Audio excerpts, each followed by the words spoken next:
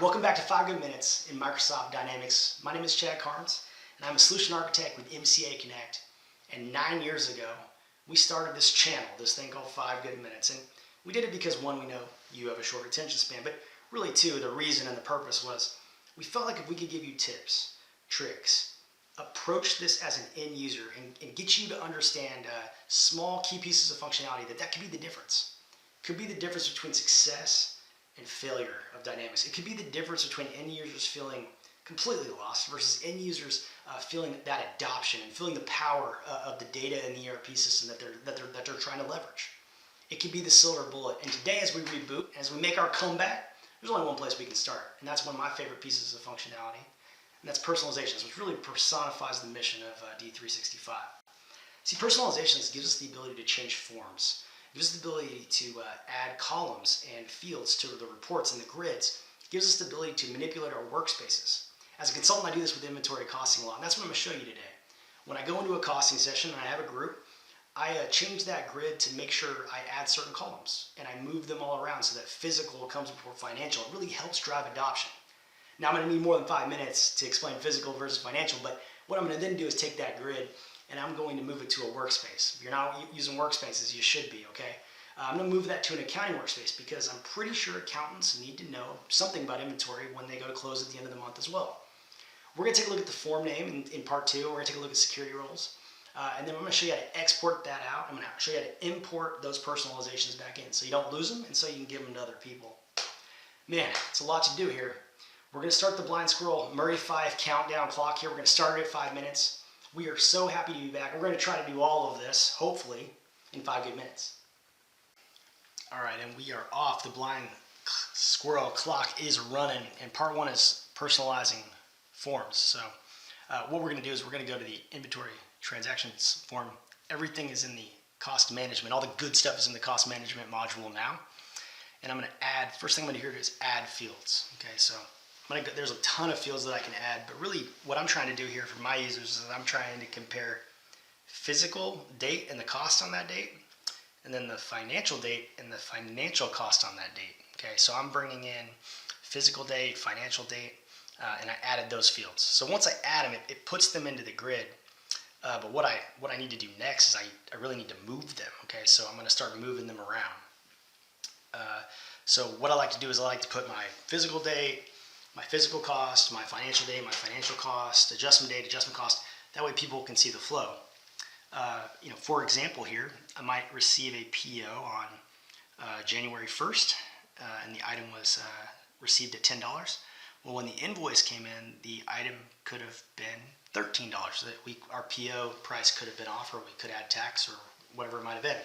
So the question, but the invoice didn't come in until 2/15. This is a great way to show users, especially if you can get all the columns lined up, which is kind of hard. But I usually just line mine up, and every engagement I go, I import my personalization so that all my columns are lined up. At about 3:30 here, I fast forward because it took me about maybe 11 minutes to manually move all of these fields. It's a little bit of a clunky piece of functionality. But like what this will show you is, like, I always like to ask my users, okay, so that good that we received an invoice, what was the cost in inventory? And some will say 10, some will say 13, and the answer is it depends on what date it is.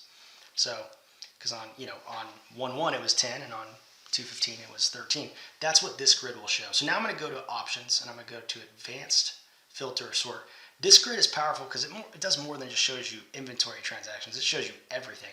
So I'm going to create a tile to give me just purchase order inventory transactions. I actually recommend you making one for sales orders, adjustments. Make a new tile for each type and filter those down. So I'm going to create that filter, and I'm going to save it as inventory trans purchase order. Okay. And then I'm going to say okay. All right, so again, I've added fields, moved them around, created a filter. These are all personalizations, okay?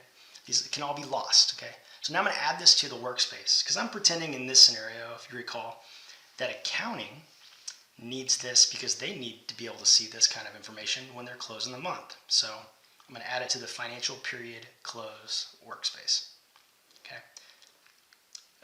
And then make sure you name it, and because you have the filter in there, make sure don't forget that you should probably put in whatever, not just inventory trans, but inventory trans dash purchase orders, because you have that filter in there. Okay. So now let's go over to the workspace, which is my favorite piece of functionality. It's for all you AX 2012 people. It's role centers that we always wanted. If you're not using workspaces, you're doing something wrong. Okay, especially if you're entering invoices. But now if I go to that workspace, you'll see my blue tile of 484 there. Okay. So basically now what we're going to do in part 2 here, okay, and we'll go back to that workspace here in a second. You can get a better look at it. Is I'm going to go to each one of these grids and I'm going to show you how you can find the form name. You're going to need the form name to know what forms you need to export and then import. Okay, so I've got invent trans item is the form there. And now I'm going to go to the workspace. So you can see my new tile there, 484. That's the new one we created. And you can see I've got the form name for this workspace as well. Okay, super important. Super important. You also need to make sure that the users that can get in there and all that stuff, like if they don't have access to inventory trans, they will click on that and it'll be a bridge to nowhere. It won't let them in. So now what I'm doing is now part 3 here is we're going to export and we're going to import. So I go over to System Admin, Personalizations. Okay, and this is just something a lot of people don't know anything about or they don't use.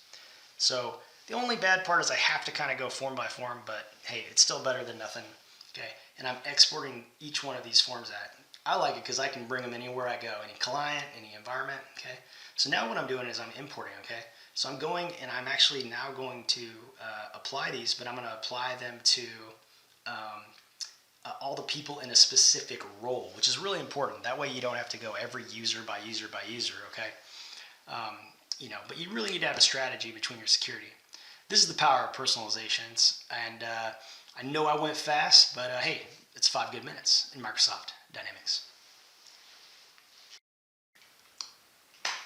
I guess the comeback is now complete. 5 good minutes in Microsoft Dynamics. Hopefully you understand the power of personalizations. I can create my own grid, report, form, workspace. I can export that out, and then I can put it in other environments. Okay.